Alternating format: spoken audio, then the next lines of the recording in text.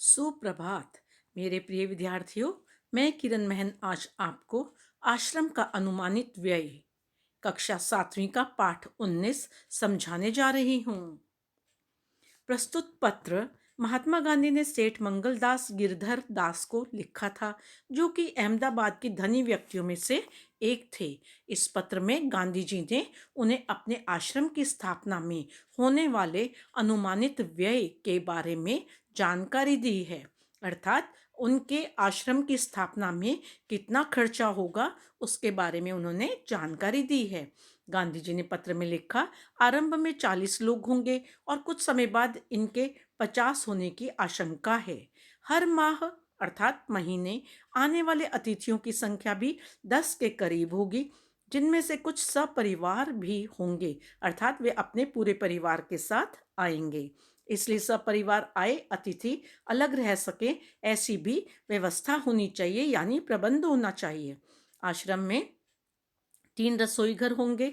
मकान 50,000 वर्ग फुट में बनाए जाएंगे ताकि सब लोगों के रहने लायक जगह हो सके।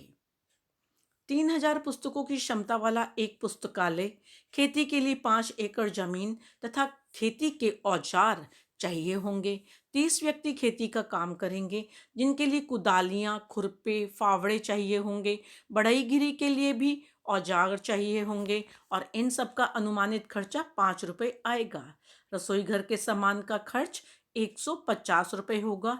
मेहमानों को लाने के लिए एक बैलगाड़ी भी चाहिए। औसतन खाने का मासिक खर्च 10 रुपये तथा 50 लोगों का औसतन वार्षिक कुल खर्च 6,000 रुपये आएगा। यह सब आश्रम के अनुमानित खर्चे के बारे में उन्होंने बताया। गांधी जी मांग कर रहे हैं कि यह सारा खर्च अहमदाबाद 1 वर्ष तक उठाए तथा साथ ही उन्हें जमीन व मकान भी यहीं के समर्थ लोग बना कर दें, और यदि अहमदाबाद यह खर्च ना कर सके तो खाने के खर्च की व्यवस्था वे स्वयं कर सकते हैं, पर बाकी का खर्च अहमदाबाद को ही देना होगा। वे कहते हैं, जल्दी में किए गए इस खर्च के हिसाब में कुछ गलतियां भी हो सकती हैं, अर्थात त्रुटियां भी हो सकती हैं। अंत में उन्होंने अहमदाबाद द्वारा उठाए जा सकने वाले खर्च की सूची बनाई है, जो इस प्रकार है।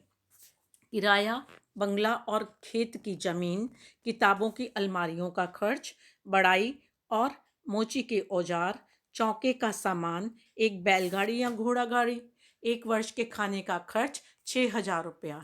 अंत में गांधी जी ने लिखा कि उन्हें शायद राजमिस्त्री के औजार व अन्य औजार व शिक्षण सामग्री 5-6 देशी हथकरघों की आवश्यकता भी पड़ेगी, जो उन्होंने ऊपर दी गई सूची में नहीं लिखा है।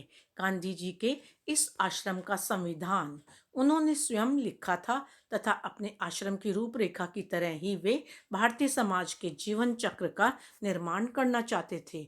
तो बच्चों, आपने देखा कि गांधी जी ने किस प्रकार अपना अनुमानित व्यय बनाया और उसे लागू करने का प्रयास किया।